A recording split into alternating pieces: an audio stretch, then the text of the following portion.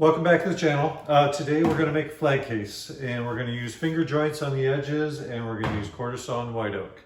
So stay tuned and we'll make this up.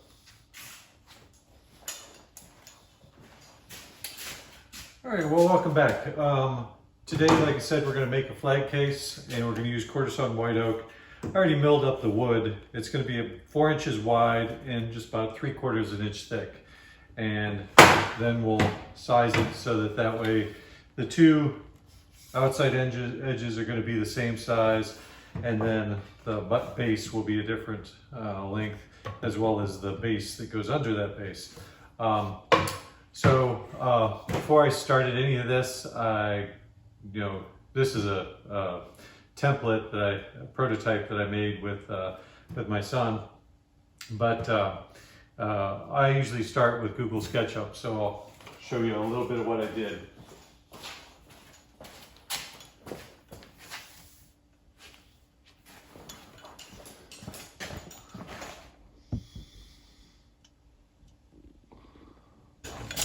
So Google SketchUp is really nice. You can do 3D images, and it's good because then I can get a full view of what the piece is going to look like and draw in anywhere I want dados, or in this case finger joints, or in the back where I want a rabbet for the 1/4 inch plywood, I can draw that in, and then I can get a good feel as far as what material I need, as well as what hiccups I might run into. So that's how I start, and then I go from there. But we're going to start with the cutting the pieces to length, and we'll do that probably over at the table saw.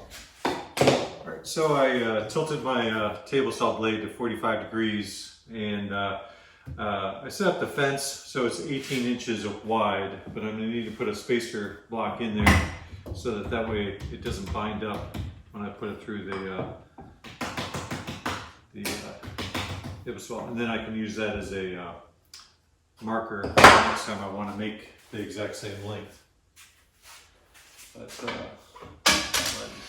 here, there, okay. And again, take that there. Good. And then we'll cut it to 45 degrees.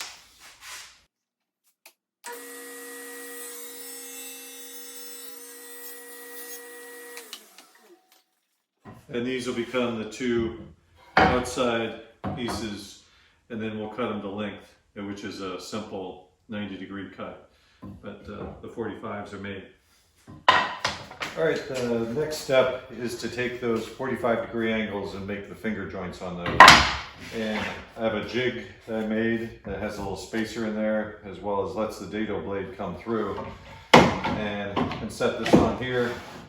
And I can set this at a 45-degree angle against the spacer, and then go over and subsequently make each different finger.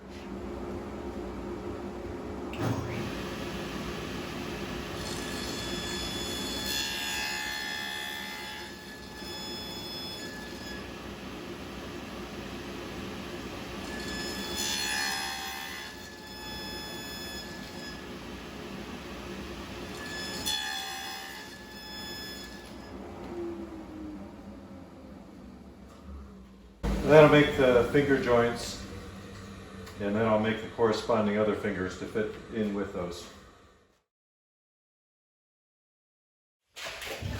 All right, so now I have the bottom piece cut with the finger joints at 45 degrees, and the two side pieces cut with the finger joints at 45 degrees.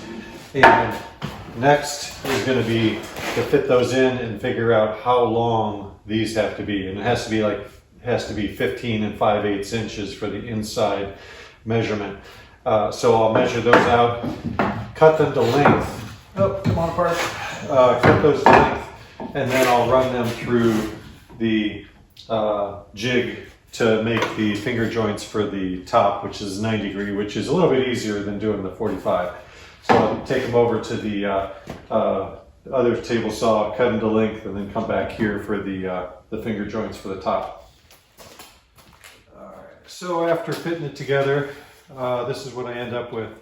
And the joints are pretty good. They're not, they won't hold it, the glue will hold it really well, but the joints hold it pretty well together without even any glue. But then I'll sand this flush, and then sand, after I have it glued up, I'll sand the fingers flush. But now I have to make a dado for the glass rabbet for the backing. All right, so this is me trying my hand at glass cutting. I've done it before, but not frequently.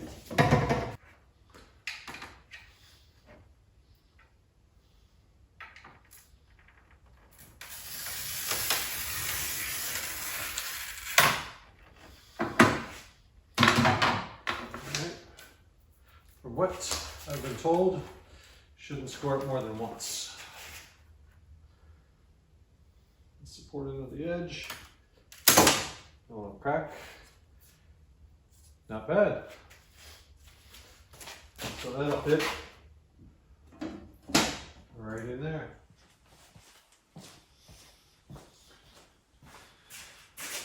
All right, so I did a little glue up on the 90-degree joint. I actually used epoxy there because I'm going to use some hide glue, which if the glass ever needs repaired, they can take these two joints apart and this joint will stay together.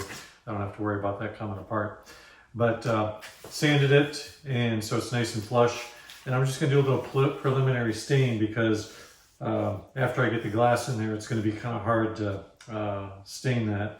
And the inside, there's a little bit of epoxy that's in the joint there, which, you know, nobody's ever going to see because the flag's going to sit in there. But it's nice and sanded, and I did a rabbet on the back.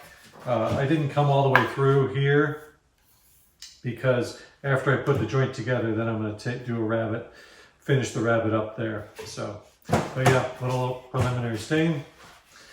So that way the glass doesn't get all covered in stain when I come back.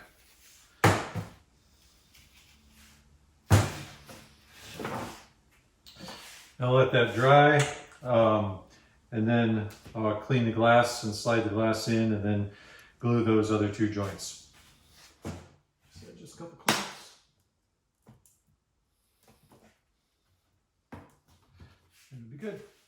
Excellent.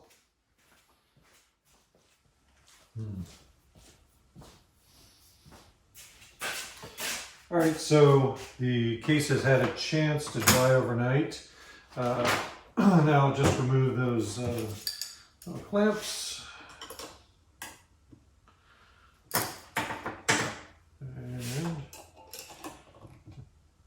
And we'll take it over to the bench and do a little bit of sanding.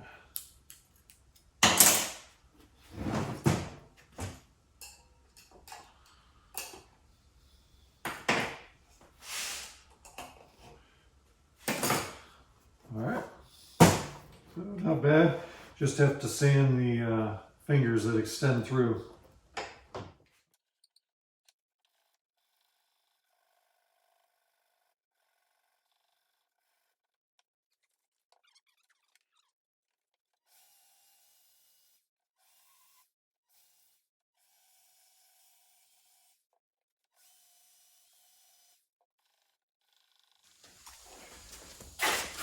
All right, so now I've just cut a piece for the bottom, and I'm going to drill some holes in the bottom and then countersink them, because then I'm going to use some brass screws to hold those onto the bottom of the case.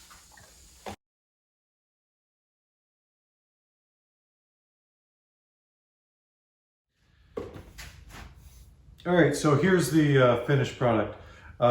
Nice finger joints on the top. Used, like I said, the epoxy there. Used hide glue on the two lower joints, so that the way it can be taken apart if the glass ever breaks. I have brass screws on the back, make a nice accent. And I made the front flush because the brass plaque that I'm going to put on the bottom was a little taller than the 3/4 inch, so I wanted a little extra real estate to put a brass plaque on there. But that's about it. I'll do a little pan over